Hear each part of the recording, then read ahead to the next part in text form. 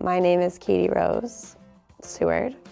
We're at Headover Fields in Charlotte, Vermont. I've been farming here since 2021. My husband and I conserved the farm with the help of the previous owners, and we grow vegetables for our roadside farm stand, wholesale, local farmers markets, and a CSA. I'm your host, Andy Chamberlain, and I take you behind the scenes to learn how farmers are building their business in sustainable agriculture. These farmer-to-farmer interviews cover a wide range of topics, from cropping systems, marketing channels, lifestyle decisions, and lessons learned along the way. This podcast is supported by the University of Vermont Extension and the Vermont Vegetable and Berry Growers Association. It has funding from the Vermont Agency of Agriculture, Food, and Markets as part of a specialty crop block grant. Unfortunately, the end of that grant funding is coming to a close soon. So if you enjoy the show and would like to help keep more episodes coming, please consider making a donation. Any amount is greatly appreciated and can be made on our website, thefarmershare.com/support. Thank you. Today's episode comes to you from Charlotte, Vermont, where we visit with Katie Rase Seward of Headover Fields Farm. Katie Rase has been farming for 10 years, and half of those are here on her home farm.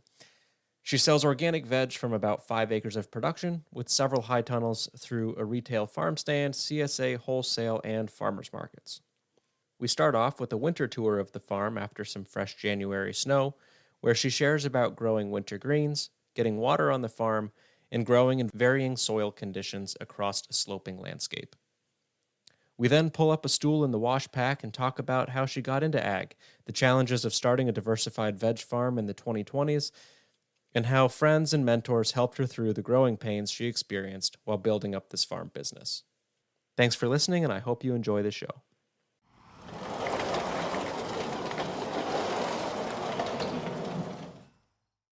Yeah, so our property line is basically our road. We own the 2 willow trees. The people who owned the farm before us, the Snows, kept the old farmhouse and the dairy barn and 14 acres. And the road is basically the property line until where the prop house is, and then it wraps back around their property, and we have some pasture, 30 acres of pasture, and then another, our property goes up to that tree line. But we own the barn, and that was really the only piece of infrastructure here when we closed in 2021. We've done everything else. Our soil's super variable, with really sandy, lovely stuff around here and behind the shop and on that other side of those trees. But where the tunnels kind of are and further up, it all switches to Virgins clay. So Keeps it interesting for you. Yeah, and even where it is sandy, we everything is clay deposits, so it's just, you realize how much clay is really in it when it's wet, even though when it's dry, when it's bone dry, it's oh my gosh, this is sandy. I feel learning the soils probably been the hardest thing. Yeah. And it's a work in progress. Right. Every season's a little different. Yeah. And you're trying to improve soils. For sure.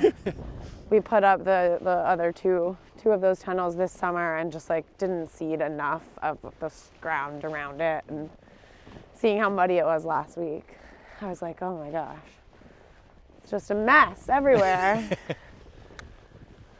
What's the little booth? That holds tools. It used to sit on Church Street. Actually, a friend of Brian's from high school's dad, he grew up here in South Burlington. He went to South Burlington. And his dad owned a publishing company, and they did brochures. So he actually built that, and it used to go and sit on Church Street every summer. And then when we found it, it was sitting kind of all covered up near Barge Canal Market, because that's where they're doing the new like truck stop.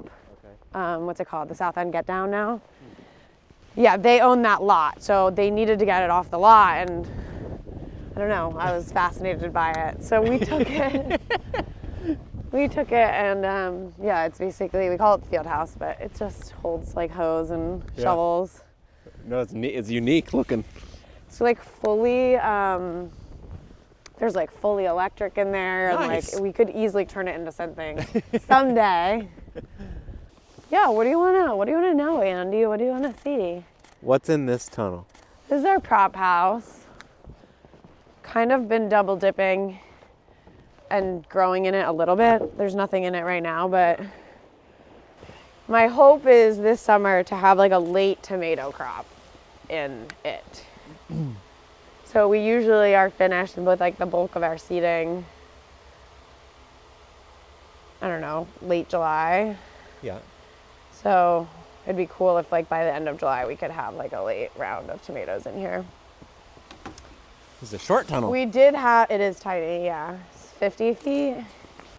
It's like not the greatest pad that it's sitting on, and this corner definitely gets water in it, especially like during those really heavy rain events, or if we get rain when there's like a lot of snow and ice on the ground. Someday I think that this like location will be maybe a barn. Yeah. Just because of where it's located on the road, and it has power. Like we have all the power running here, and you know, I don't know, this just isn't really long term. It's also not perfectly sealed. I feel like I see people's propagation houses these days, and they're like tight. Like they're buttoned up tight, and like we just don't really have that. There wasn't a whole lot of soil to work with when we put this up, and so we kind of just like got built at grade, and in hindsight we should have built it up a little bit more, but it gets the job done. Yeah. And it's like the right amount of space. It's not too much. This was like a Rimmel Rolling Thunder. Okay. And we bought it used like from somebody that had already taken it down, and just bought the ground stakes and put it up as like a stationary tunnel. We've got some nice views here. You got lucky with the weather. Yeah, bluebird today. And just like the snow, it looks pretty again. It really was like mud season here all last week. Wasn't fun walking in between the tunnels because your boots just, you're carrying like 5 to 10 pounds of extra weight in just mud. Ugh. Yeah, so this is like, all of these tunnels have food in them. They're our biggest like winter yet. Just finished season 5, and sales have been strong. That's good. And we joined the Burlington Winter Farmers Market, which has been going well. But we recovered everything. Tunnel 4 is not covered because it's like ready to be cleaned up, but mostly spinach. So we picked pretty hard over the weekend. This chard actually like made it. There's a bed here of chard. I didn't think it was gonna survive. Hearing all the like farmers that have been doing this for so long at the High Tunnel Conference talk about how they all had heaters coming on. Oh yeah. I was like, what? I didn't know that we were all using heat. Like, nobody told me that. yeah. But they've been doing okay without the heat. Yeah, like I said, I was surprised that the chard made it. I actually got scared that the kale wasn't going to make it either, because we did plant like half of it at the end of August, which I kind of think of as like, or historically has been kind of like that end last call for it to size up enough. But we've been pushing that, and so we did 2 beds like 2 to 4 weeks later. I can't really remember, the end of September. And so I thought that stuff wasn't even going to make it at all. It looked so dead. Even when we uncovered it finally last week, when it broke above freezing, they looked so bad. And then by the day it was like 40 degrees on Saturday, the tunnel looked completely different. Like everything was happy again. I was blown away by how much. Well, sunlight goes a long ways. Yeah. And just how much of the leaves ended up being like harvestable. This is mostly spinach again. Parsley. Lettuce, yeah, like we cleared the lettuce right before it got really cold in December, but usually I like to try to have it until like the end of the year, at least for Christmas. But that didn't happen this year. So that's why I think lettuce was really one of the main things people were putting the heaters on for. Mm-hmm. We cleared pak choi this week. I was really surprised by how that crop did. It was Black Summer from Johnny's, and I couldn't believe how much of it like survived through the December cold. Do you want to see all of them? Yeah, sure. Cool. So you have four Ledgewoods, 30 by 96. These two went up this summer, and they all got water this summer. That's what that shed is. Is that we're like, finally, we have a farm well. We've been like watering off of this hydrant, which is our house well. And we've really been like pushing the limits of like what we should have been using. And during the drought this summer, we were getting really nervous about pressure because once we had crops in these two, we were like we still didn't have the new well fully hooked up, and we were like watering 4 tunnels off of a house well that's not suited for farming. But now we're not using it anymore, and they all have hydrants. But at least you also have redundancy if you've got 2 wells close by. True. Yeah. In case some other pump dies or whatever. Yeah, and the farm well is 20 gallons a minute, 23 gallons, something like that. 18 gallons a minute. Suitable for the farm. Nice. This is all our kale. These are the 2 beds over here that are we're getting decimated by somebody eating them. Just like taking out the stalks, and then they were just like falling. So like totally decimated. Mowing them down. And we did find a rat in here before we covered everything back up yesterday. It smells nice and kale-y. Yeah. Are you growing things between the tunnels? What do you mean? Like here? Or is this just So no, like this drainage? is like, it's mostly drainage. We probably are gonna take down the cat tunnel and like reorient those fields to be the same, because the field between the end of these tunnels and the cat tunnel is just like, the water just is like going through it. The cat tunnel stays the soil is so nice there, and like down there it just, but yeah, we need to kind of change the orientation, and we didn't seed anything here. We need to. I don't know what to seed. Like, should we just like let it be sod? Should we seed clover? I'm talking at the NOFA conference about cover crops with one of my extension agents who's also a CSA member. And I was gonna like talk about it there and be like get people's advice. But this is all kind of like mud. We didn't really put anything down, and it's a mess.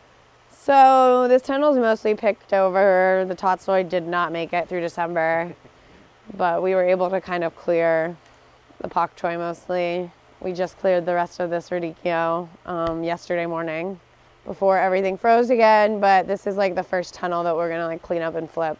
Yeah. And probably seed in early Feb. We do a spring CSA now that starts runs April and May for 8 weeks. So if you'll seed this in February with greens? Yeah. We might start trades and then paper pot.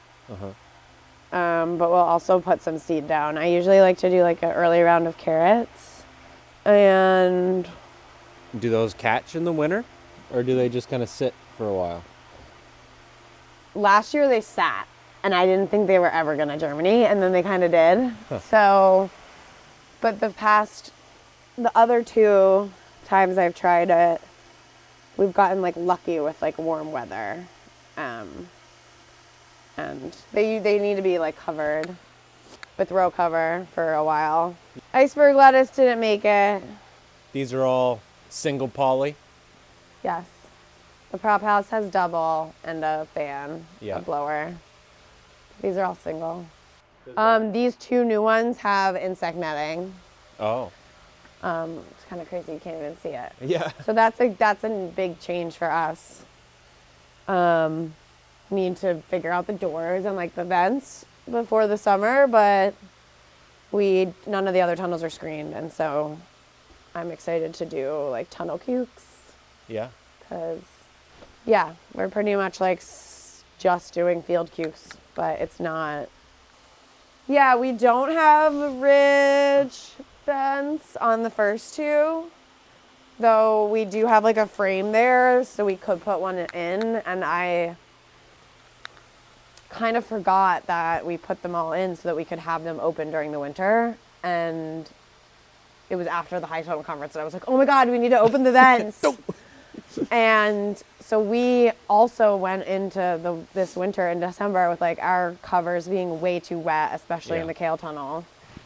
So does that one fan help move the air and keep humidity down? Is that your intent with that circulation fan? I think it was less about the humidity and more just about airflow and just seeing what other people were doing. Yeah. But we have had them running. We run them all the time, including in the summer. And then that was another interesting fact to learn at the conference, that like if all these sides are actually open though, then they're actually working against each other. Yeah. The lateral airflow and the horizontal. So I don't really know. Like maybe we'll unplug them for the summer, but I think in the winter it's really important, especially when the weather's like teetering on 32 degrees and we need to harvest. Like it just helps things thaw faster. Move the air around. Exactly. Less stagnant. Exactly. So we're not opening any sides in the winter. Right. The cat tunnel's kind of empty. We like picked it clean. Okay. Have our garlic is now in a field right on the right of that. You could totally see it last week. Something we're struggling with in our soil with our garlic is it's like the soil-borne pathogen that, what is it called? Crown rot? Like turns the like peels like pink almost. They get like slimy, and then it was so wet last spring. So wet. The crops looked beautiful until then we got to when it was harvesting time, and we had quite a bit of loss, and it's been kind of chasing us. We rotate. We had it down here where it's super sandy this summer, and it was the worst so far. Huh. So I didn't save any of our seed. I bought all new seed. Yeah, you can even see this corner of this tunnel gets wet. Drainage is a challenge. So you say you don't have much in here at the We moment. had lettuce. It's been picked. And it was like mostly lettuce. Actually, there is some spinach that I paper potted at the end, like ripe, but I don't know that it is gonna survive. The scallions probably will. But yeah, I think we need to just take this down and move it. I'm not really sure that we're gonna have a lot of success getting it back up because it was a pain in the ass to build as is. And it's gotten so warped even just in a few years that you can see, especially when you're like up higher on the property, you can just tell that like it's getting. You think the bows have been I don't know. bent, I think that the like ridge pole would be really annoying to get back together. Is it all bolted to each bow? Not to the bows. If they have like these. Oh, just clamps. Yeah. I also don't know that I would buy the Gothic of these again because I feel like the ropes just destroy the plastic. Oh, interesting. But you think which wouldn't happen in my imagination. It wouldn't be as severe on just a hoop because it doesn't have that pressure point. the peak of it. Yeah. I see. We also haven't, I mean, I got it because I was like, okay, snow load, we need Right. it. But, you know, we haven't really needed it the past 5 years. And there's something nice about being able to, like, put the plastic up for the winter. Oh. Like, if we are going to have, I think we're done with, like, the big tunnels for a while. But I can see, like, a use for these smaller cat tunnels, especially because you can, like, put the plastic up easily for the winter and, like, let the salts, you know. We're having salt build up already. Like, you could see it. Really? And I think it has to do with just, like, the clay beneath everything. Because it's not like we've been, you know, here for that long. Right. So. Are you heavy-handed on the fertilizer? I mean, we're following the recommendations from Becky. Like you said, certain points of the soil just doesn't drain. Yeah. And then it's covered under a cat tunnel or something, and it sits. Yeah. So you like? But like this, you can't really see it now. But there's just like holes all along the plastic, and like, maybe we put the rope on wrong, but like it's unavoidable. Like, it's just rubbing right against that peak. So this is like 4 or 5 years old? Maybe 3. Oh, wow. So that's disheartening to have holes in it in year 3. Yeah. I was nervous that we were gonna have to replace it like this past summer. Also, the way that the holes are, they're like not easy to repair. Of course. And it's so rare. At the peak, under the rope. Yeah, that it's like dry, first of all, like that spot, because you really need the plastic to be dry to even get the tape to work. Yeah. So yeah, I don't know. These were it was so affordable. Like the Farmer's Friend ones are that money. They make such a difference, and they're so much more affordable than these, you know, ledge woods. Yeah, they're a lot cheaper than a full-on high tunnel, but comes with some maintenance costs, I guess, too. So. Yeah. But you like growing in them. Primary summertime, if you're going to consider rolling up the plastic for the winter. Yeah, no, it makes a huge difference in the summer. Would you pull that plastic like right down in April once the snow's looking done for the season? I think so, yeah. Get it warmed up. Exactly. That's an interesting thought. Yeah, did you go to the tour at the High Tunnel Conference? Yes. Yeah, like I thought that was really cool. That was Edgewater, right? Yeah. They were saying like, you know, they've just invested in these smaller hoop style tunnels for just tomatoes, you know, because of that primary reason. Like, they are just using them for this one crop, and they are able to put the plastic up, and they're able to avoid these issues that other people are dealing with when you are just using the growing space over and over and over again. Right. For the same disease-prone crops. This is our new farm well, and we built this shed this summer. We didn't build it, but we dug a foundation around it and like put the foam board in, and I don't know if I'm gonna be able to get this open, but we have a like electric baseboard heater in there too to make sure that like we can use it. You got a pressure tank in there. Yeah. The NRCS paid for it. Oh wow. Well, they didn't like pay for all of it, but it was part of our grant. It's actually wall mounted too. So it's small. Interesting. Yeah. And I forget the gallons per minute. It's like 18 to 20, I think. Whereas our house well is like not even 2. So we've really been... Is your house well deep? 600 feet. This is 120. Only a few hundred feet Yeah, away. so we... Oh, man. So when we drilled that one, thinking it would be for the farm, and it wasn't, we were like, okay, let's make this a house well because we need a well for our house anyway. That's why it's stupidly far from like our house. But the soil is so different down here. We have neighbors with like really significant like gravel wells. So we talked to our geologist, and we were like trying to, you know, game the system and like figure out where the best place to drill is. And honestly, we just got lucky with this location, but it was worth it. Like we waited a whole year before having the drillers come back again because, you know, we were in over our heads with one well. They're not cheap. And even though the NRCS was helping, you know, none of that money comes through until the whole thing's done anyway. Right. What program did NRCS use to pay for that? When did we? It was AMA. And it's like not common for them to do wells. And I don't know that they have it anymore. Okay. Or I honestly don't even know how we got it done. It was like, it felt sneaky and it felt like it's not common. Who's your planner? Johan? Yeah. He's wonderful. He knows how to pull some strings. Yes.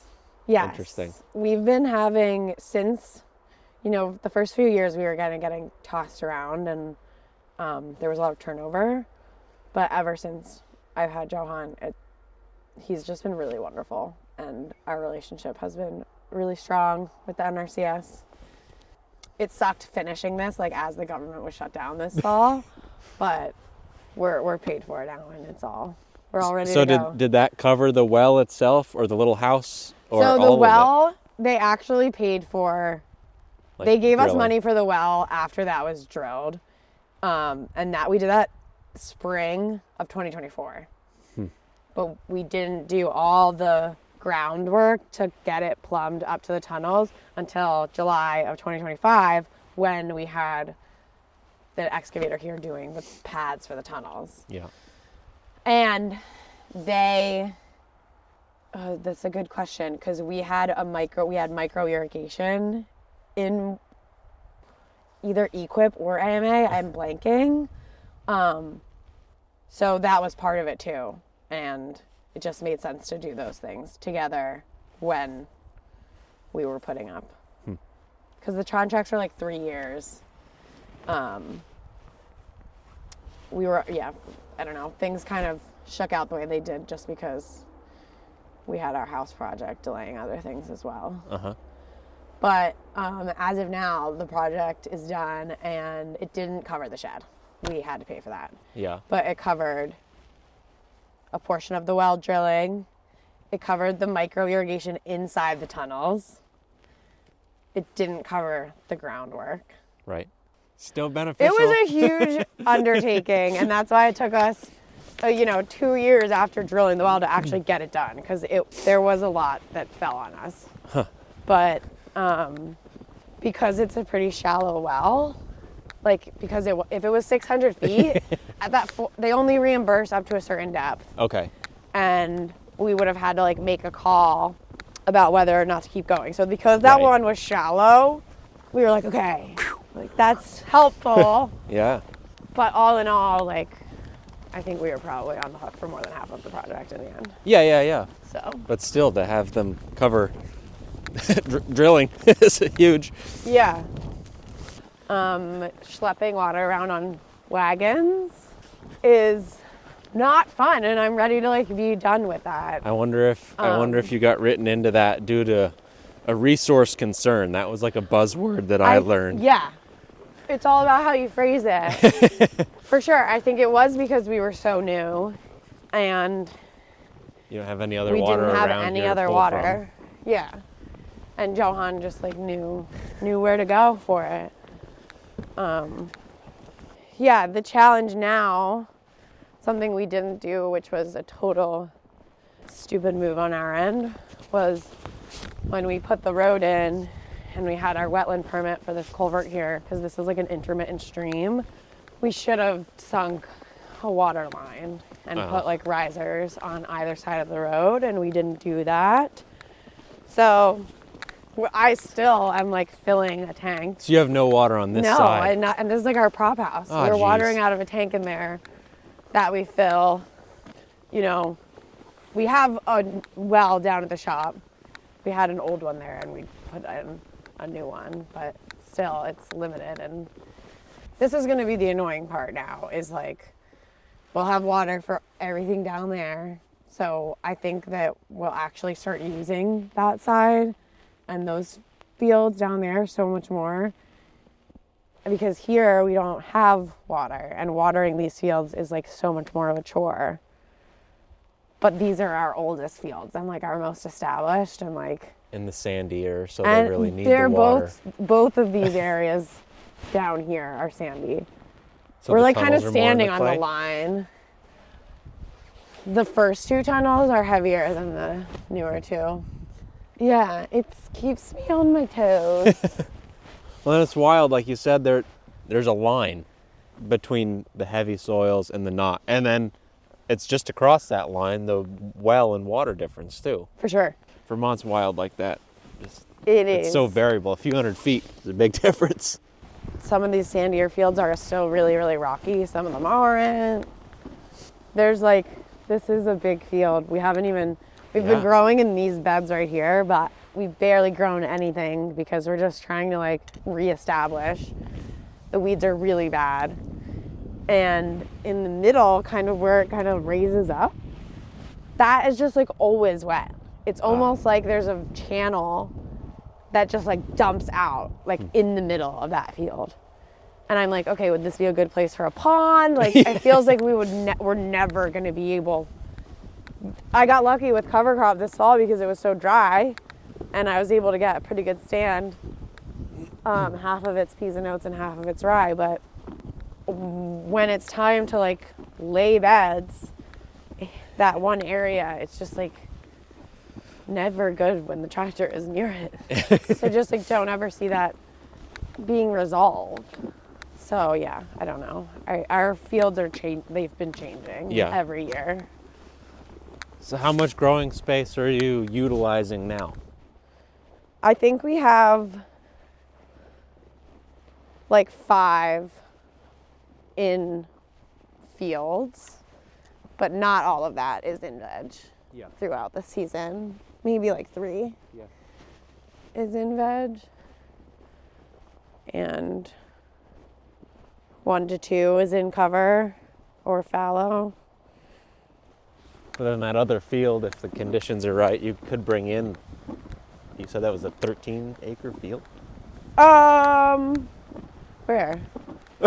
So, no, that field is probably like 2 acres. Oh. That past the prop house, it's like so heavy. Like I don't think we will be cultivating. There's also 3 big fields between the high tunnels and our house that you can't see, but we haven't done too many. Yeah, we do, and space to grow. And if now, you want to more. Like now that we have water down there, that area is so dry. Like the soil's so nice, but like nothing would have grown in there this summer because it was too dry. Yeah. So these like this bigger field and the bigger fields between like the tunnels in our house, like they're probably just going to be in like rotations of cover and maybe have our winter squash, like our bigger blocks. But most of what we do is like quick greens and like just the soil is all so much better. So like this field and on the other side of the trees is definitely where we do most of our veg, and the tunnels of course, but short beds. There's something about the bigger fields that also just are like, the beds are too long. It's like intimidating. I really like the layout of your farm. I think it has character. Like it's big enough space, like you can get a real nice series of beds and like you're not fragmented too bad, but like you also have some diversity so you can like just different opportunities to get in at different times and yeah. A little winding road just is like, I don't know, it's nice. I like it too. I think we've done a good job of kind of laying it out. And I agree, like diversity is a good thing, especially with how crazy the weather's getting. It can make planning a little trickier sometimes. It's like, oh, nothing ever goes good here. These crops don't like that, but. Yeah, I think water and being either like delayed getting into the fields or the season like finishing early because it gets too wet early. Like that's why we've invested in the tunnels. And so together, I think we're in good shape. But water is definitely access to it, and then also like how to deal with it and where it wants to go, I think are our biggest challenges. Someday we need to fix up this building. It needs a new roof really bad. And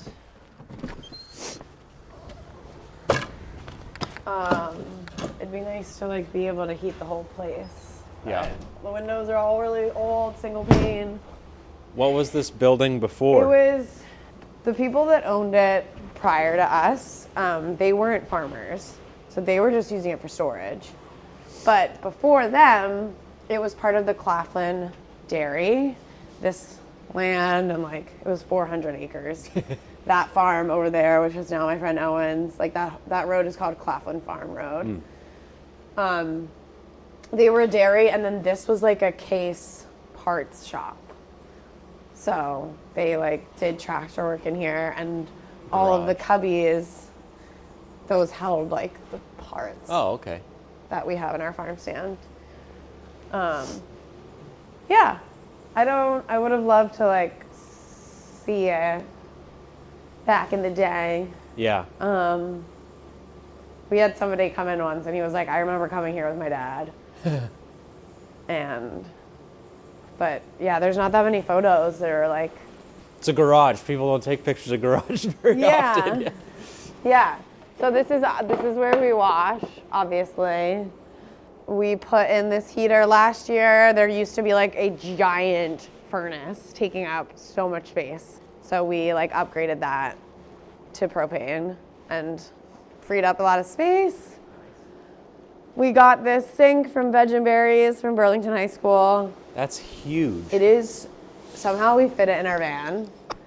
But they were like, free sink, because the building was like condemned. Has to go today.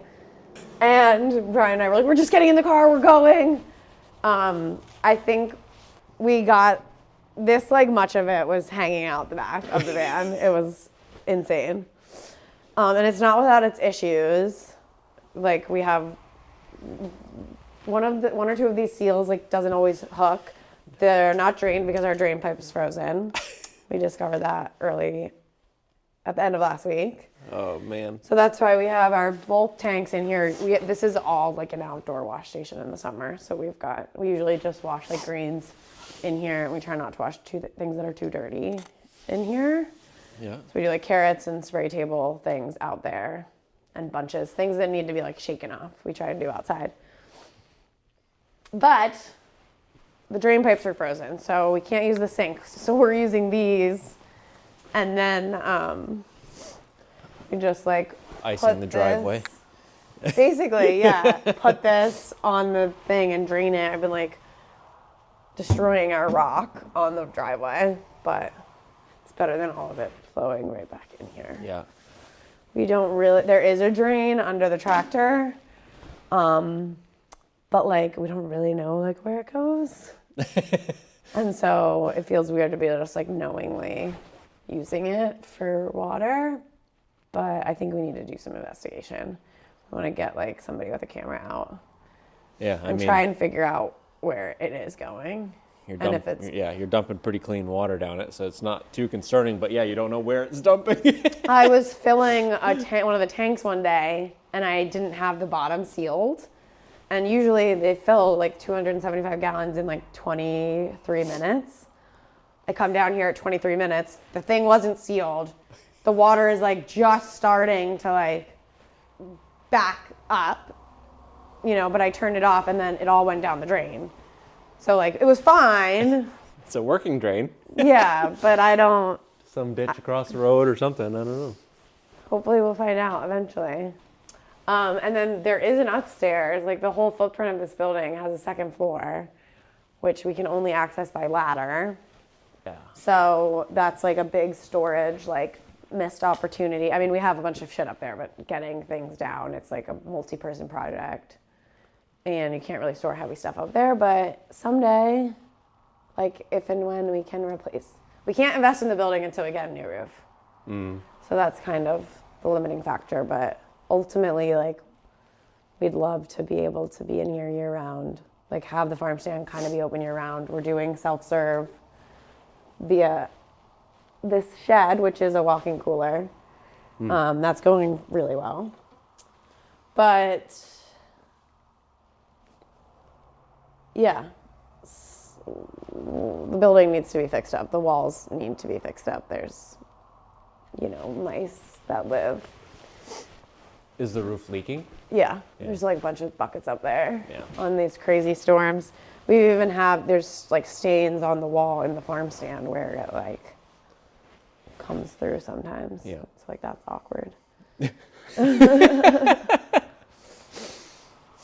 And just like, you know, having mice get into like product that's on the shelf, like that also sucks. Like, and yeah, the building just needs to be fixed, but I don't know when we'll be able to do that.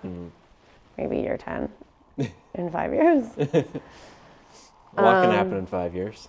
Yeah, I feel like we've kind of spent the last 5 years focused on like really just growing the farm to a point where I am ready to stop growing the farm. And now I just want to like master what we're doing and then hopefully in 5 years be able to like invest in this building. Yeah. How'd you get started farming? I studied animal behavior in college and environmental sciences, thinking I wanted to be a vet. But after school, I got into conservation on Long Island, specifically water quality. And my employer at the time was kind of always beating up on agriculture, just like all of agriculture.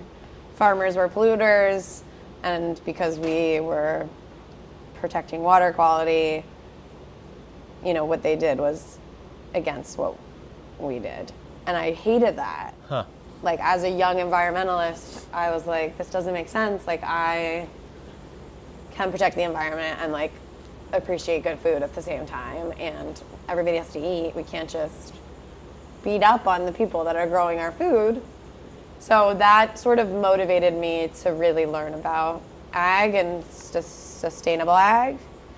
So I was working on the east end of Long Island, and there's a really rich ag and really old ag community out there. And so as my job with the nonprofit was coming to an end, I applied to like every apprenticeship program out there and went to one at a place called Amber Waves Farm in Amagansett.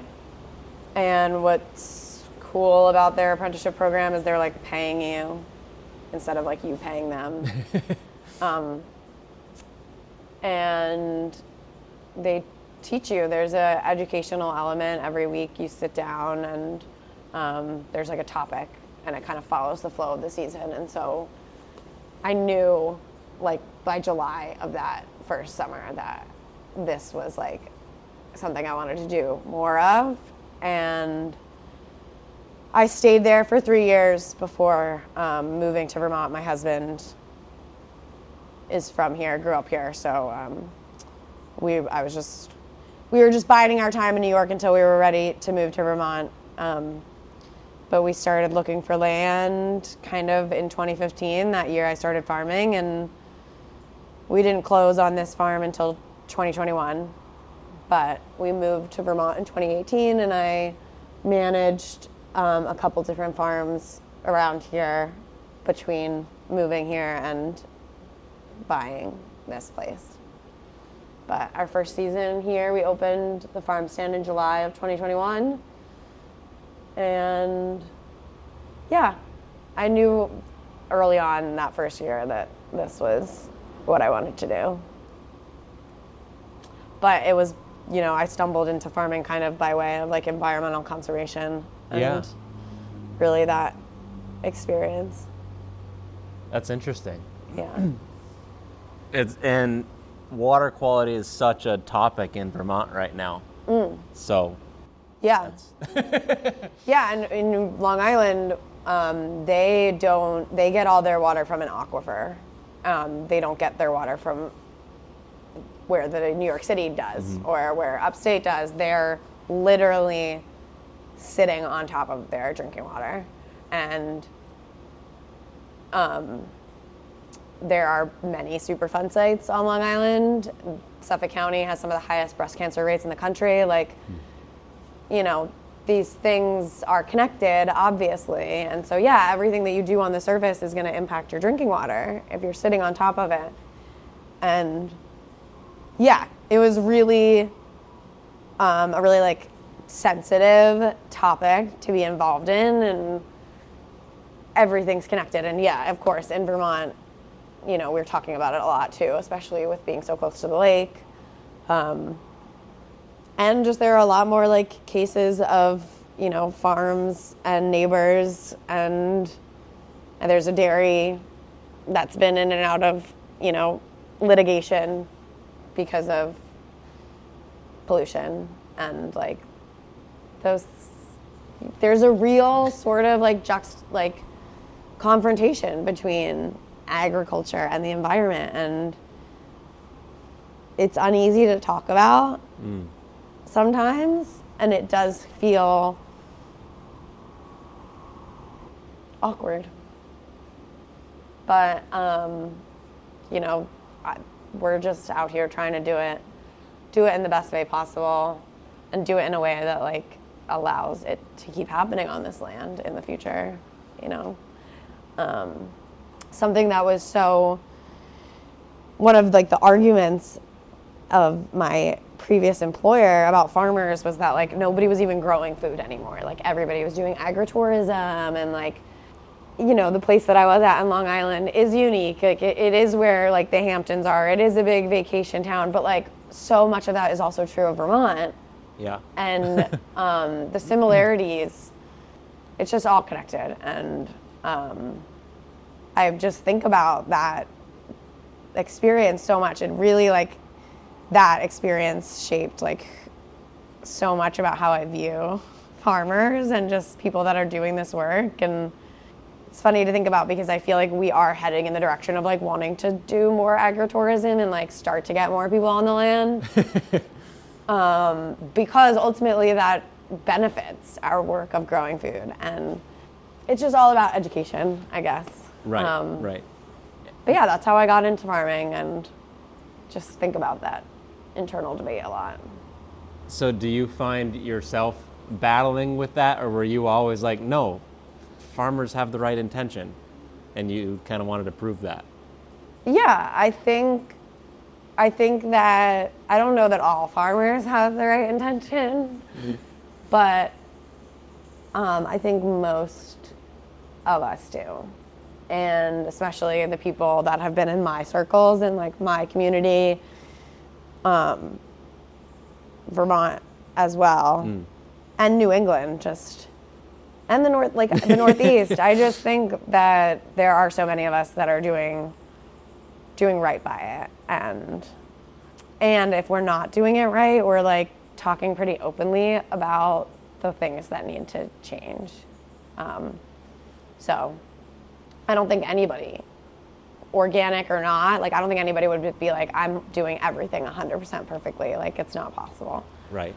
But there's a balance between idealism and practicality. Yeah. And you got to draw the line someplace. Right. Right. And farming is inherently destructive. Like you are working with the land. Ideally, land is untouched. That's the most ecological thing to do. But if you're trying to get something from it, like you have to work it at some point. For sure. So you just can't dwell on the hard parts too much. Are there things that you see on your farm that are like nagging you that you really want to change but has been difficult from a ecological point of view? Like that's a good question. So we obviously have way more land than we need for our vegetable operation. The farm is 76 acres. And I have like 5 in vegetable production. So there, and then we have like 30 acres of fenced in pasture, which we now have had. Our friend Dylan has had his cows out there for the past couple years. Prior to that, like animals hadn't been on the land for over 5 years. So that felt like a good step in the right direction. Like getting animals back on the land, even though we're not in a place, or maybe we'll ever be in a place where we're ready to have that own venture. Who knows? But the hay fields, you know, they haven't been being hayed. And so that feels like a bummer, or like, you know, the fields we've had such wet years, and the people that used to do it don't want to do it. Nothing's being applied to the soil anymore. The soil's super wet, and like, it's just been driven on in bad conditions, and so now it's really bumpy, and it's like, to like find the right time to like invest in improving the fields, like it's just there's not enough out there for it to be worth it. So like the dairy farmer that used to do it, you know, he just doesn't want to anymore. So the hay fields haven't been hayed in a few years. Last year we got, I don't know how many acres, but a portion of it cut because we were having an event, and I don't know, I talked to the right people at the right time, and we got, you know, the raised areas around the snows and around our house done. So like, it looked nice, but then, you know, we'd be at the top of Philo and you'd see like, it feels like something that like, since we've owned the farm, the haying like hasn't been happening, and like that doesn't feel good. And I feel like we don't know how to fix that right now. And what we're leaning towards is like putting more of it in fence. So that Dylan did put more fence around like the 10-acre hayfield that was past the pasture. So the cows have been grazing that the past 2 summers, but I don't feel like we're going to be investing in haying equipment anytime soon. It just doesn't make sense for us. Brush hogging it seems silly and like a waste of fuel. Maybe. That like, yeah, I don't know. I guess I forget what your question was, but like, I feel like that is the part that like we're letting slip, and it's because like we're not, you know, I'm not an animal. Yeah. I'm not. Yeah, you're not utilizing the space, and right. And therefore it's getting neglected, and the weeds will come up, and the grass quality goes down, and exactly. Right. So like, we just want to keep like building this relationship with people that do want to have animals on the land, and like, just making sure that the majority of the farm is being used to regenerate the soil, I guess. And then, you know, fixing up the building before it gets any worse. Right. Feels like our next big project in a couple of years. Are there things from a water quality perspective that you wish you were doing or trying to do more of? I think cover cropping, we're finally getting like in a good spot with that. The first few years, because there was just so much earth moving happening, I felt like erosion, like we were not doing enough to mitigate erosion. And like seeing my sandiest soils being like, you know, running off the fields during those heavy rain events, it was like, it breaks your heart sometimes. Stop. Yeah. Yeah. But I think we've gotten to a place now where we like have enough room to work with that our fields aren't sitting like uncovered for too long. Mm-hmm. Yeah, but and like in terms of, I don't feel like we're like actively polluting the water. We just need to like reorient our fields to make sure that we're like reducing erosion of our best soils. It's weird because our best soils and our most valuable soils are at the lowest part of our farm where all the water has to go. And any sort of disruption, even if it's just like where we're driving, because we drive the same path every day, and now at the places where we drive just almost look like there's no thing growing there. But yeah, I think we just need to like keep figuring out how to farm around where the water wants to go instead of farming through it. Are you primarily plasticulture? No, we didn't do any plastic this year. No. Wow, Mostly all bare beds. Every once in a while, we do onions in plastic. We did bare beds this year, and the ones in the sandy stuff, we had a pretty good crop. But the ones in the heavier soil, like, nothing. I just like, didn't size up at all. Got too weedy. Weeding the clay is like just so annoying. Like, you can't use hand tools, and even hand weeding, it's like you cannot always get the whole root out. It just, once it starts to dry. So yeah, learning what we can grow in certain fields is like an active process as well. Like, I won't be putting onions in our heavier soil again. Any root crops, really. We haven't, I think the carrots would do okay. I've had success with them in clay on other farms. But again, then you create more work for yourself when the harvest comes along. We have a plastic mulch layer. I use it to shape beds. We've done winter squash in plastic. I hate plastic. I don't want to be a plastic culture farmer, but I kind of feel like we have to use it for our winter squash and onions again this year. But we try to do a majority of stuff without it. Yeah. We use tarps to prep to prep anything that we direct seed, and also our lettuces, which we're planting every 2 weeks. A lot of greens. Yeah. How much of your land, we'll say, is in like short-term crops versus full season crops? Oh, that's a really good question. I have no idea. Like 50-50? Yeah, probably. Like that's a lot. We do a lot of we do a lot of lettuce, a lot of greens. And we don't really have irrigation, so all of that, we really kind of rely on rain for our direct seeded crops. So this past season, we didn't have as much of that stuff in August. Especially, yeah, August and September was really annoying with watering, and we didn't have usual things that we direct seed. But we grow a lot of short season crops, and for our longer stuff, we generally are only doing one succession.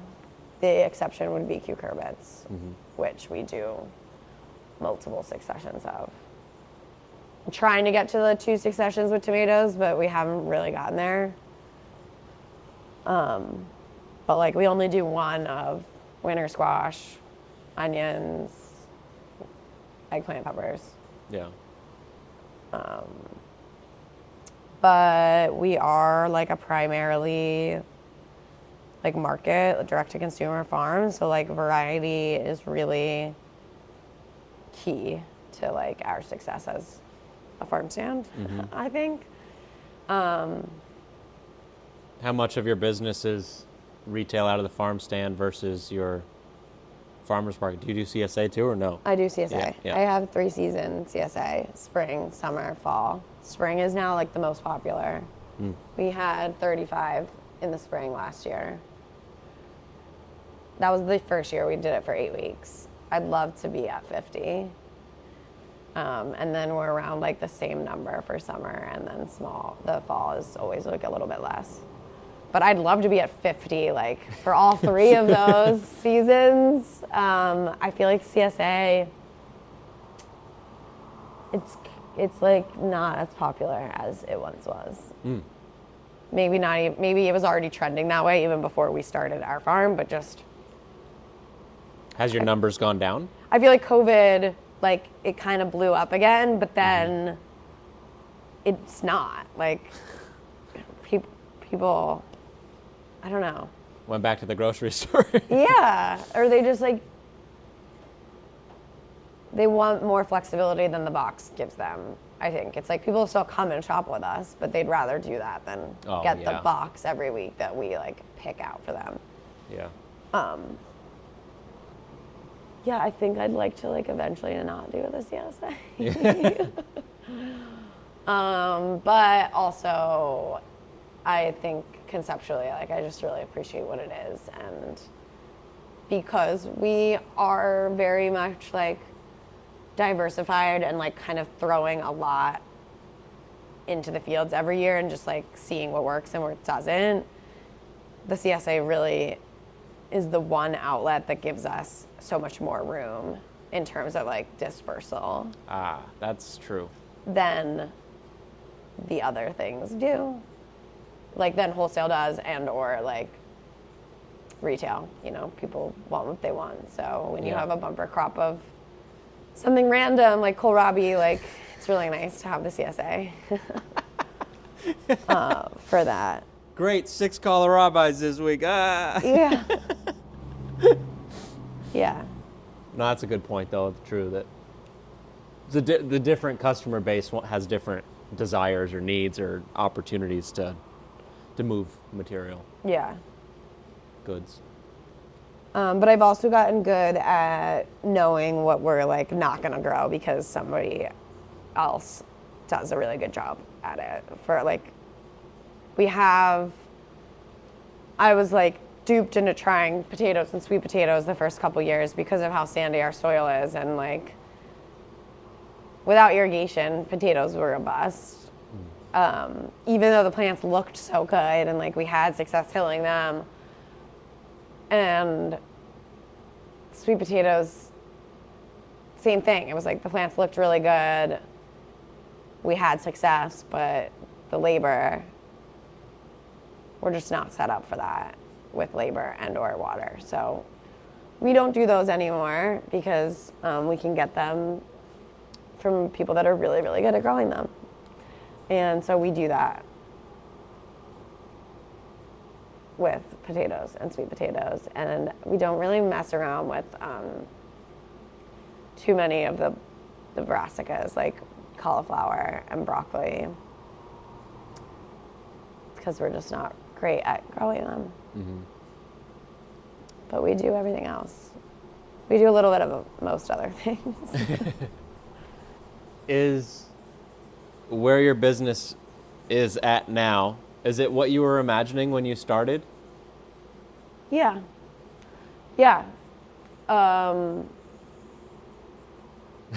I feel like I had a very clear plan, and we've been like deliberately making decisions based on what that plan was. So part of the reason why we pursued this farm was because of this building and this retail location. I wanted to be a direct-to-consumer farmer. Yeah. I wanted people to come here, to come to the farm, and I saw the potential in this building as that space. And then, you know, in order for that to be a sustainable market, I feel like seasonality kind of gets in the way of that. So being year-round, like if we want people to shop with us for their groceries, like we can't just disappear for half the year. Yeah. So, you know, now last winter was the first winter that we did the self-serve shed, and it went super well. And we're doing that again and again. It's going really well. And the next step in my like master plan is having this space be able to actually welcome people year round. And then like the third, I had 3 like pillars of my business plan. It was like the market garden, the farm stand, and a kitchen. And the kitchen is like the third piece that will never happen until we're able to fix up the building. Because again, we can't invest in a kitchen in here until it's protected. And it won't be until until we had like heat and a proper roof. Yeah. And proper walls. So that's now like the final piece that I feel like I'm now starting to like chase. Yeah. I don't think that we have mastered the growing side of things, so that's very much like an ongoing. Yeah, but that's established But we're set the up ball's now. rolling. Yeah, we're set up. Like, we've got the fields, we've got the tunnels, we've got better water. So I feel like that is in motion and it's working and it's just getting better at it.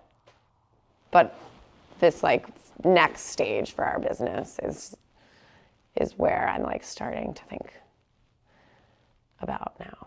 What is your hope with the kitchen? Are you wanting to do value added stuff or like serve sandwiches? I think a combination. Yeah. I think that's the beauty of it. It's like it opens both of those doors, possibly. I don't think I want it for specifically value added, though I can see that happening as a natural, like... Yeah, once you've got the space, like, why not do a batch of whatever? Especially when you have way too many tomatoes or like whatever it is.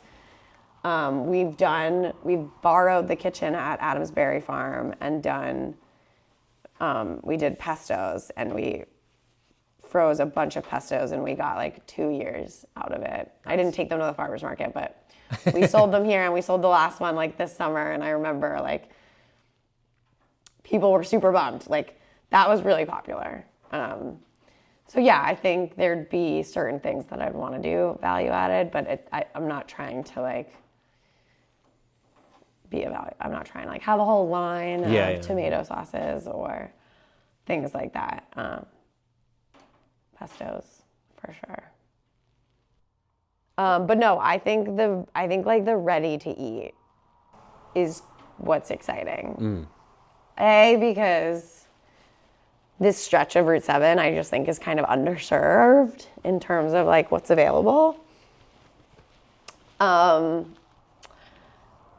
But then also, I think that I kind of see my job as a farmer and a grocer as like taking the next step and like showing people how easy it is to like enjoy food when you have good ingredients or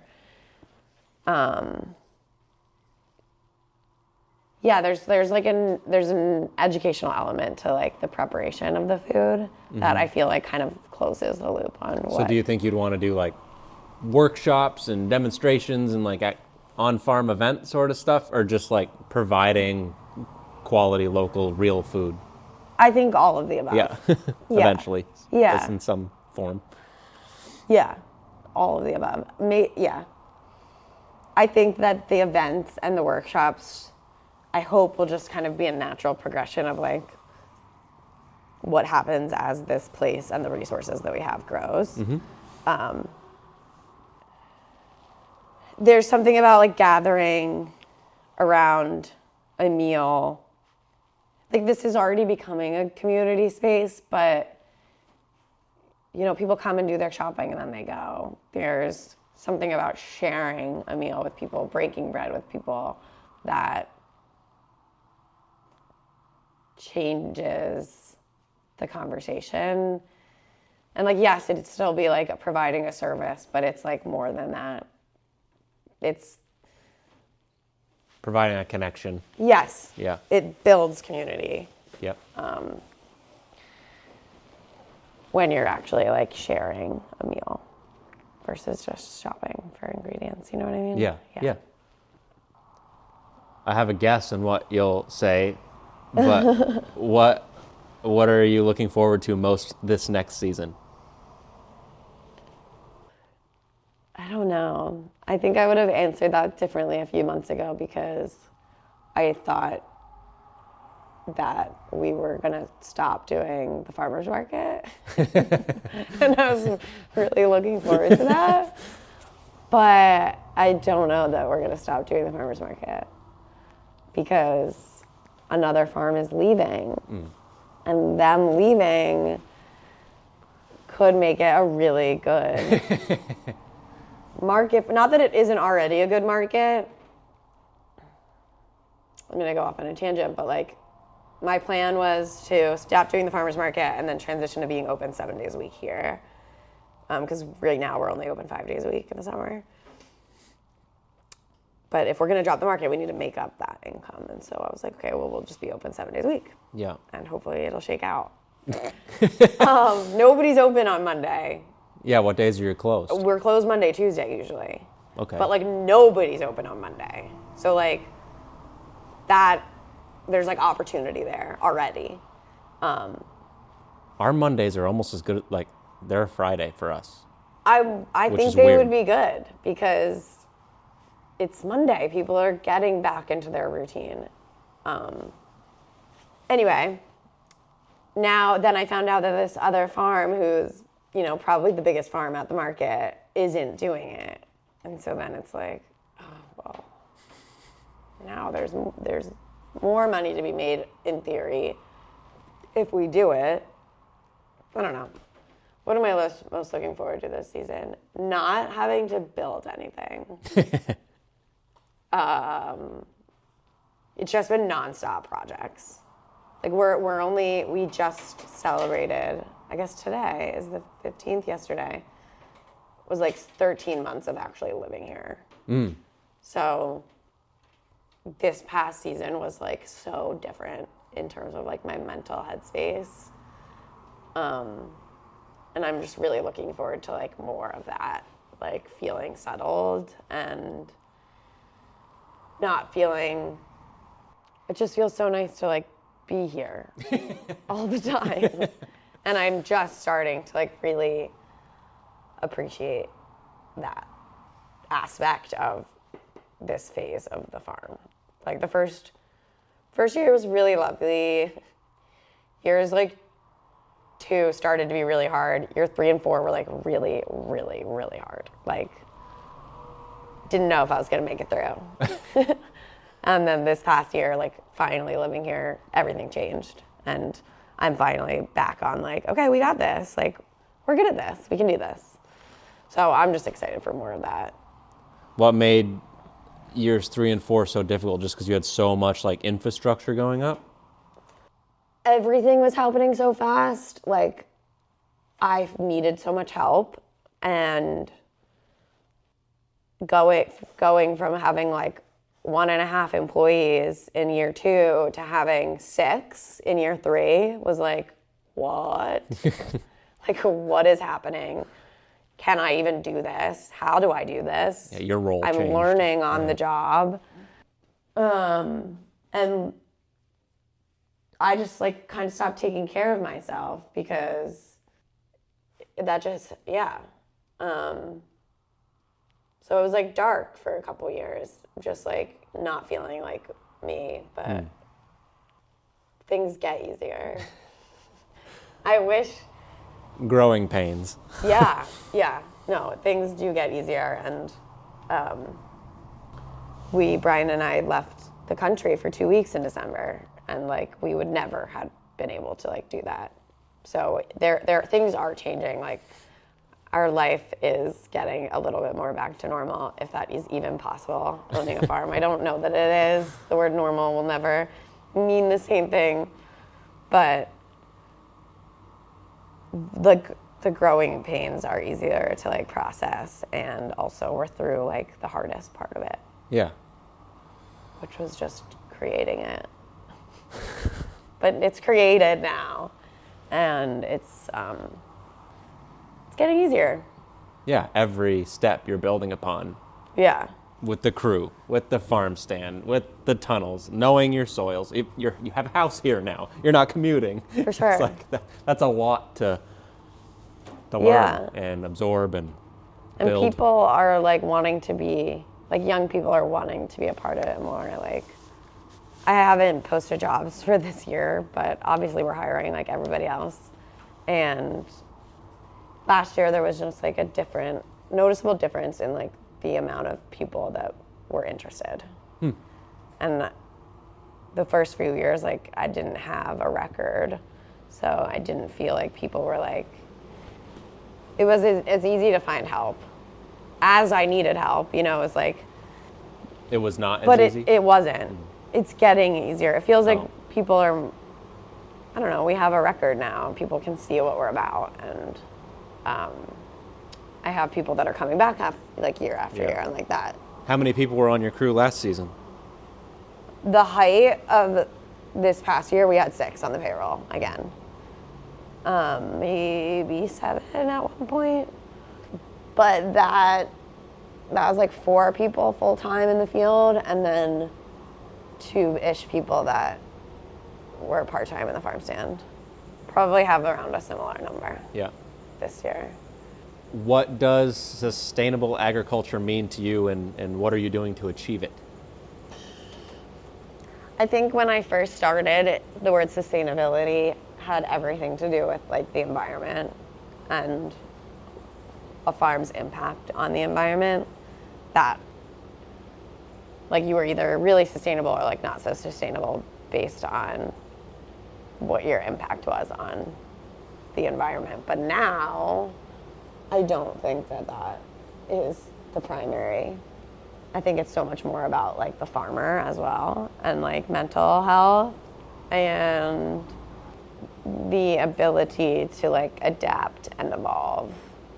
I no longer see like, I don't know what the future holds, but I no longer feel like we have to be X, Y, and Z.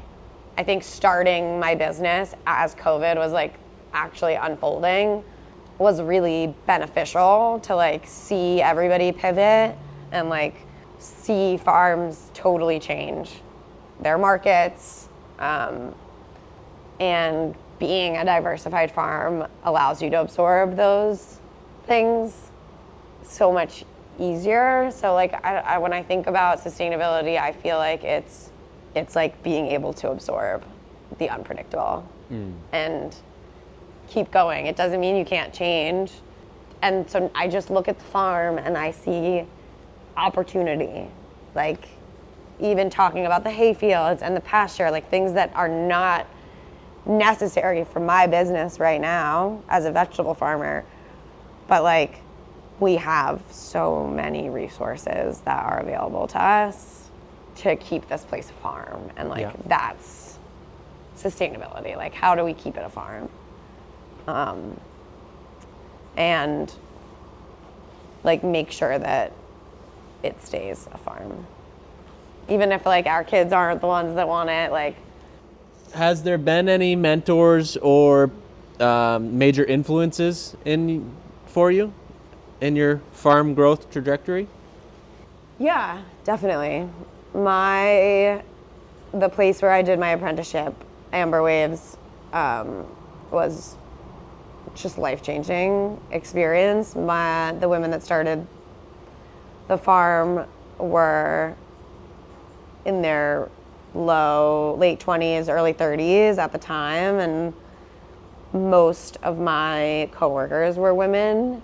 And so that it was just really special place to like learn about agriculture, which is a male-dominated field, but be surrounded by people that looked like you and experienced the same challenges as you, and that we're creating opportunities for people like you. When I then moved to Vermont, I had a hard time finding a job or like established farms that wanted to take a chance on me or give me responsibility because I only had 3 years of experience. Even though the farm I was coming from, I was one of their primary tractor operators. I was managing their 150-member CSA. I was managing the whole wash pack and all distribution of food. Like, I just feel like people didn't believe me that was my skill set.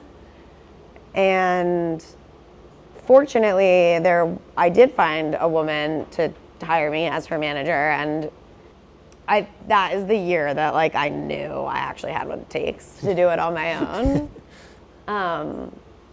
But yeah, Katie and Amanda from Amber Waves were just like amazing mentors, and what they've created at Amber is really, really special. And I'm super excited. One of my employees this summer, Gracie, who just graduated from UVM, is going to be an apprentice down there. So I'm like super stoked for her. they are just like actually training the next generation of farmers, like actively. And so many people that have gone through Amber have started their own businesses, and like what they're doing just is really working and altering the landscape of food in the Northeast. So they inspire me all the time and are amazing mentors. If I ever need help or advice, they're always there. And then John and Karen of Bare Roots and the Roots Farm Market. John is from Long Island, and they started their first farm on Long Island. So the year I started at Amber was the year they left Long Island and moved to Vermont. But me and other Ambers would come up and help them with their root harvest every summer. And I watched them go from like their farm in Barrie to their farm in Williamstown to now owning the Roots and expanding that over the past year. John is like always there whenever I need advice for anything. And he's also like checking up on me actively, which I really appreciate. Like, it's not easy to do that. Yeah. Since we're all farmers, like, yeah, I would say that they would be mentors as well. It's nice to have somebody to go to in Vermont as well. Right, they're not far away. No, we see each other enough during the year. And we do a lot of business with him too. So like, it's just really nice to have that relationship. Yeah. Have a friendship, but then also be able to support their farm. Right. Goes both ways. Yeah. And when he texts you and say, "How are you doing?" you know it's a serious question. Yeah, he was the one who scared me in December. But I should reach back out to him and see how his plans are doing. I'm sure everything was fine, because everything was fine for us. But he was like, "How are you doing? Everything's gonna die." Well, what do you mean? I wasn't stressed. Now I'm stressed. Tell me, you talked about some challenges, but tell me about a time when you felt really successful farming. This summer, we like nailed our summer squash successions, which we haven't been doing the past few years. And what was cool about this year was we tried a bunch of different stuff too, with like multiple rounds. So our first round was like bare beds. We planted the second week in May, and it got really cold again. And I thought everything was going to die, but it didn't. And we like cultivated with the tractor, and I love growing things in bare beds and being able to cultivate with the tractor. We don't have the proper tools, but we can do it with like a single row crop like summer squash if we nail the timing. And so like, yeah, the first round was like gorgeous. Second round, we straw mulched and wasn't that great. We had a lot more weeds. But then the third round, we smothered a cover crop of rye with a tarp and then planted directly into that. And that was the first time we had tried that like no-till method. And I was really blown away by how well the plants did. And we ended up not getting cover crop into that field. It's the one right behind the shop. I think I just like didn't see it when I was on the tractor, because it's the one facing the other way. And then when all of our last round of rye started germinating, I was like, couldn't we seriously seeded late? Like, we pushed it till the last minute and it wasn't coming up in that field. I was like, oh my God, I forgot. But the soil is like being held in place because we had matted the rye. Nice. That we had overwintered. And I was just really impressed by that technique and it working really well in our system with that crop. So yeah, I mean, looking back, I think that we just nailed the summer squash and zucchini this past year. That's cool. No-till's Something really about hard for the cold spring also like killing the first round of cucumber beetles. I don't know, we didn't really deal with them this past summer. I like it. I feel like cucurbits used to feel easy, and since moving to Vermont, they don't. I don't know why. Like, the cucumber beetle is just so bad. When I was successful with a crop that it feels like everybody wants all the time, that feels really good. If you could restart now, knowing what you know, would you do anything differently? Yeah, I probably wouldn't mess around with certain crops, like the potatoes and the sweet potatoes, like, because we have such great relationships with so many other producers, like, we're really able to find the stuff that I'm not good at growing. And I want to probably cut some more things from our crop list because we don't need to be growing them, because we can get them from other people, because other people are better at it than us. And like, it's okay to like do less because of the way our business is. Like, we're doing so much more of other things. So yeah, I think I would just try to not grow as much, even though I feel like I'm trying to think of a good example of a crop that like we should be dropping, but one really like isn't coming to mind. Maybe like celeriac. Not sure why that was on our list last year, but it ended up being in the tunnels, and just we didn't get it in time.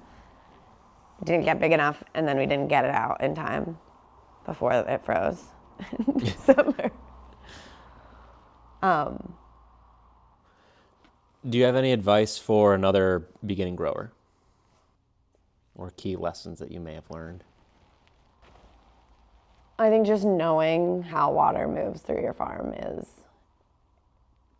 something I wish I had studied earlier, or just like, I wish I'd learned it faster. I mean, I'm still learning it, and every storm is different, but the way that water moves through our farm is shaping a lot of decisions that we make. So the sooner that you can learn where water goes, even if you don't have a creek, or like when we get these storms, it all is coming down. Someplace. It's going somewhere, like know where it goes. And yeah, something that my mentors told me was like, pick three things, and that's it. Like, when you're starting, like, have your three main goals and like focus on those things and make your decisions with those goals in mind. And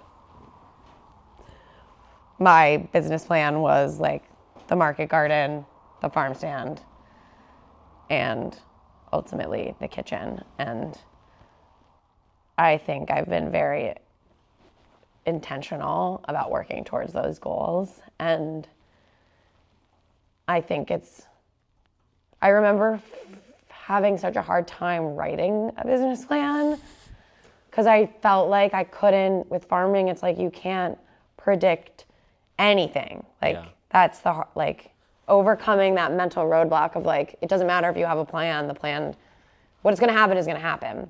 But like, the plan is also so important and informs every decision that you make. And I'm not sure how I ended up like finally writing a plan, but maybe I did the NOFA farm beginnings, like, I don't know, but I think back to that plan and like my goals haven't changed a lot, and everything that we're doing is helping us go in that direction. And I've seen like other farms start up and it feels like they're changing something every year. They're like constantly pivoting, and I don't think we've been doing that. I think we've been like working very like just very specifically towards what it was that I said we were gonna do. And like, the better that you can set your goals and like keep yourself grounded in what it is that you're working towards, the easier the day-to-day will be, because ultimately like nothing's ever going to go according to plan. Right. The details and the numbers that you sketch out may not come through, but you got to have that central vision of Yes. where you're headed. Yeah. And it's it's taken me, it takes time to learn how to be comfortable with being uncomfortable. But once you're comfortable being when you can get to that point where you you let the stuff fly by and you're really able to be well, I can't control that. I'm working on it every day, but it's something, the sooner that you can get comfortable being uncomfortable, and I think just having that central goal or knowing what it is that grounds you in the work and what it is that you're working towards, those things are helpful. Yeah, for sure. Because you can get lost otherwise. It's interesting how farming, it's some days, everything you do, it feels so tangible, and the work you've accomplished, it's so obvious on some days. And then the next day, the absolute opposite can be true. And it can feel zero progress happens. On top of the world, and then the world's coming down on top of you. Yeah. Yeah. I've learned a lot about my own mental health. If you can afford a therapist or get a therapist, do it. That's another piece of advice. Yeah, is there anything that you've really picked up or learned on to help manage your brain? I mean, I started therapy as a necessity after year 3, I think, or year 2. Was it hard to find somebody you could Yes. talk to? Yeah, I'm now on my 3rd, and I took a break because I wasn't happy with my first 2 experiences, and I just found this new person in August of this year, and went back to therapy when I was in a good place and was actively choosing, and so that automatically was prior, I was I need therapy because I'm struggling. But this summer, it was no, I'm ready to go back because I know what it's offering me, and I'm actively seeking it out when I'm in a good place. Anyway, I'm still navigating it, but I think it's helping. And it's nice to just have somebody else that's outside the world to go to, because You got to get out of your bubble. you got to get out of the bubble. As I said that, I'm actually it kind of sucks also though, because people don't understand what it's like, and that is one of the challenges also in being a farmer is nobody really gets it unless they also do it. And you're talking to the therapist no, you don't understand how pivotal this was. Yes. It quit raining in the end of July. Yeah. Yeah, they don't get it either. No. No. But just having somebody else to talk to that's out of it, I think is helpful too. Yeah. Yeah. Or another farmer friend. Yeah, totally. There are a network of farmers that are also helping peer support that I've been connected with as well, to when you do need somebody who gets it, to just commiserate with or to cheer you on. Vermont is great. Those resources do exist here within the farming community as well. One thing that I've been trying to ask is what's something you wish the general public knew about farming?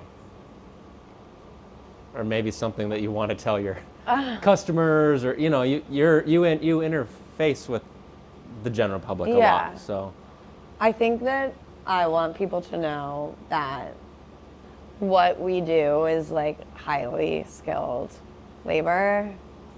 Something about being the retailer, and on the days where I'm behind the register and just checking people out, people don't make the connection.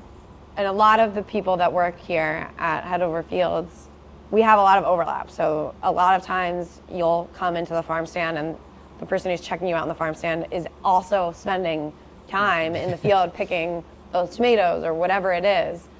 That's something I love, because if I can put farmers in the farm stand, everybody's having a better experience. My customers' questions are getting answered because they're the ones in the field too.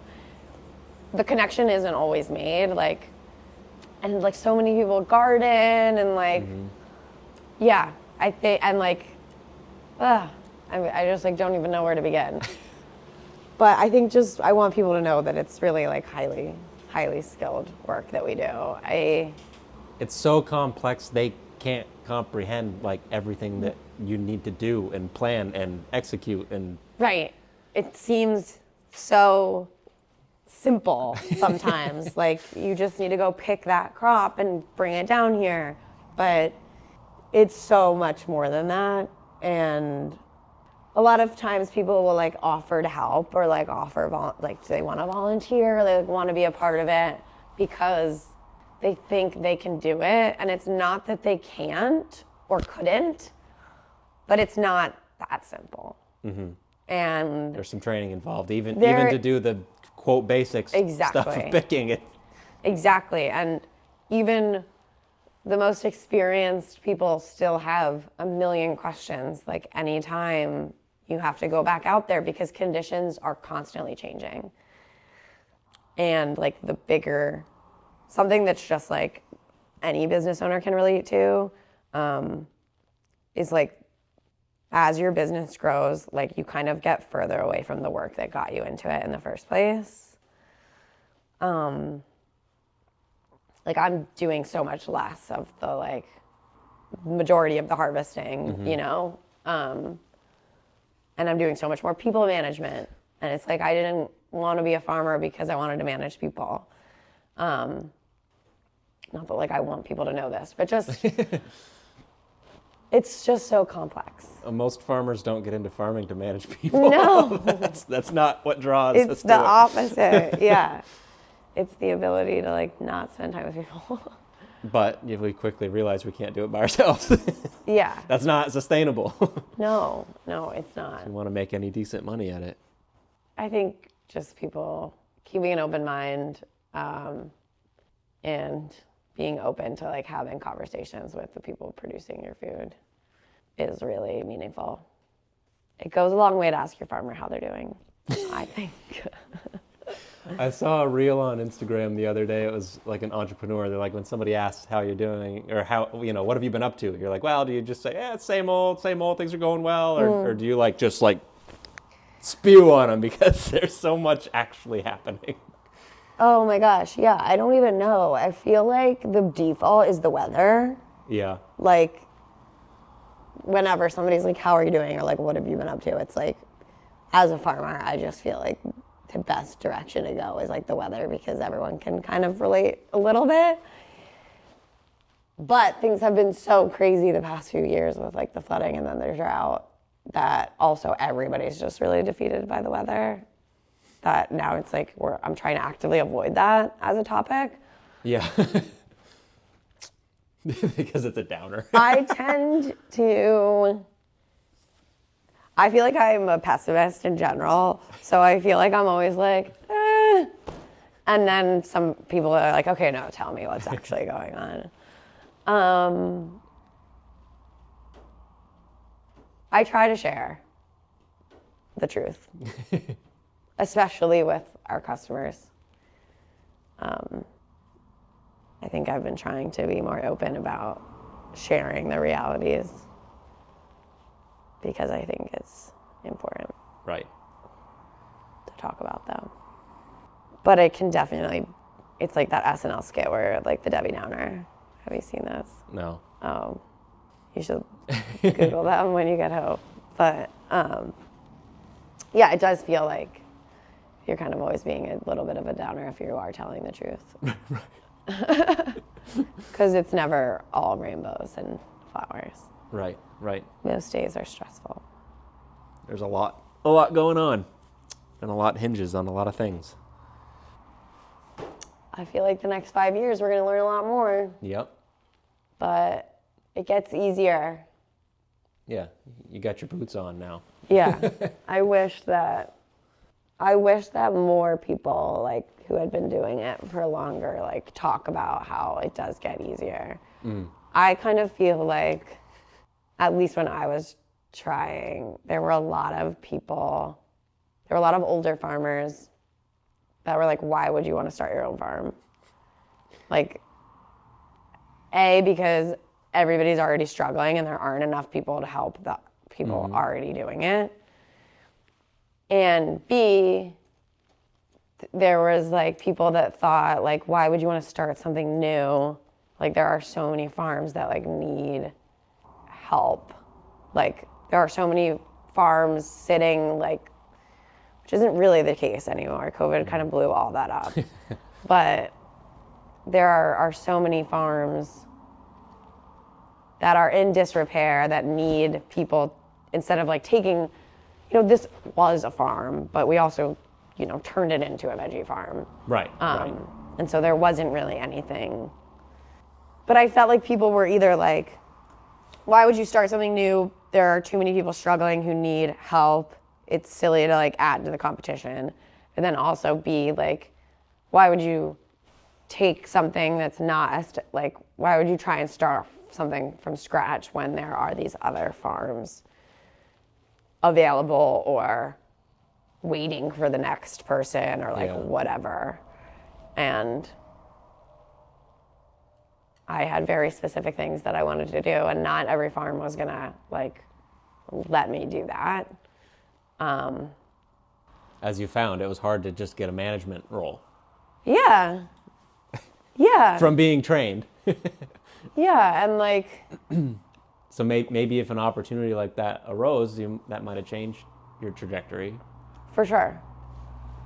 But just like in pursuing this farm there, and like needing, in order for us to be able to afford it, it needed to be conserved. And like pursuing the conservation, we came to the table with the previous owners, and so we were like working on the conservation together in tandem. And there were reasons why this farm worked for us that like other already conserved properties like didn't. And yeah, I think it's just important to like know what you need and like don't settle just because something is available that might work or checks a few of your boxes. Or I mean, things are getting harder. It's not as easy to find land and good soil and infrastructure, but it was really hard. And I felt like a lot of established farmers tried to talk us out of it for various reasons. But here you are. Here I am. Probably wish I listened. No, I'm just kidding. Can we talk about the deer in the room? Did you? The tractor? Yeah. Oh my God, yeah. Well, so I learned on a Kubota, and I thought I was gonna buy a Kubota. Yeah. When we were ready to buy, the market hadn't really like rebounded after COVID. And so we like had actually gotten on a list with a dealer for a Kubota, and we were just kind of like waiting for the right one. And then a hemp farmer was going out of business, and they weren't going to be able to make their payments, and they were like a couple weeks away from their credit really getting messed up, and they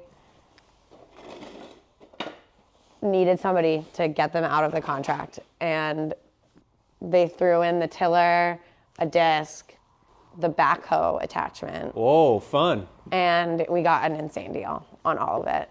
And so we ended up going with it. And honestly,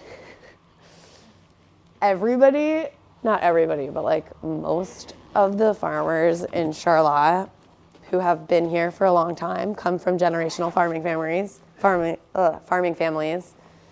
They're green people. Yeah.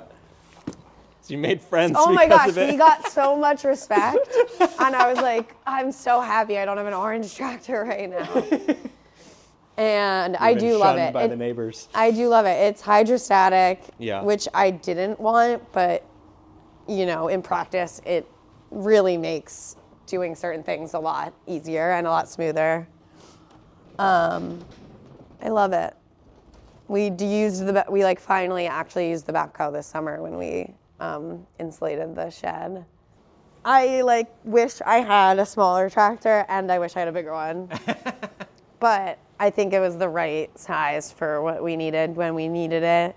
It seems like a good size for a market farm. Yeah. I can pull a 3-bottom plow, which is nice. I think if I could only pull the tractor, I was using my neighbor John's, and he has the homeowner one, the 23 horsepower. Yeah. And there was a lot of stuff that his was actually really nice for, but just the sheer size of the bucket, how much smaller it was, and he didn't have ag tires. Oh yeah. Yeah, I'm glad we did it. They had emailed the listserv multiple times. Huh. And we had just gotten so sick of waiting. Moving pallets of stuff. Can you move a pallet of Vermont compost? My tires have ballast. Yeah. And I can, yes. It helps to have an implement on the back. Yeah, of course. But I can do it without. I always do. You can't turn too fast. Yeah, I'm always wow, the front tire is oh. But yes, I can move a full tow of Vermont compost without anything on. I debated ballast in the tires. We weren't going to get the ballast in the tire when we were ordering the tractor. Yeah. Because I was compaction. I don't want it. Right. But after talking with more people, I even think John might have been just get the ballast. You're going to want it. You're going to be using the loader more than you think. Yeah, if you're going to doing want any that loader weight. work, you want it. You're not always going to want to have to put something on the back. So there are times, though, where because of the way our clay soil is, there are times where I'm if I didn't have ballast in the tractor, I could probably get away with doing tractor work. But I can't because the tractor's too heavy.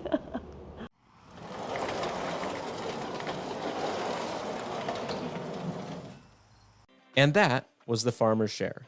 I hope you enjoyed this episode with Katie Rase of Head Over Fields. The Farmer's Share is supported by a grant offered by the USDA Specialty Crop Block Program from the Vermont Agency of Agriculture, Food, and Markets. This funding helps to cover some of my time and travel in order to produce this podcast until March of 2026. The USDA Agricultural Marketing Service supports projects that address the needs of U.S. specialty crop growers and strengthens local and regional food systems. I have no doubt that this podcast will meet those needs and help educate growers to support the industry. If you enjoy this show and want to help support its programming, you can make a one-time or reoccurring donation on our website by visiting thefarmershare.com/support.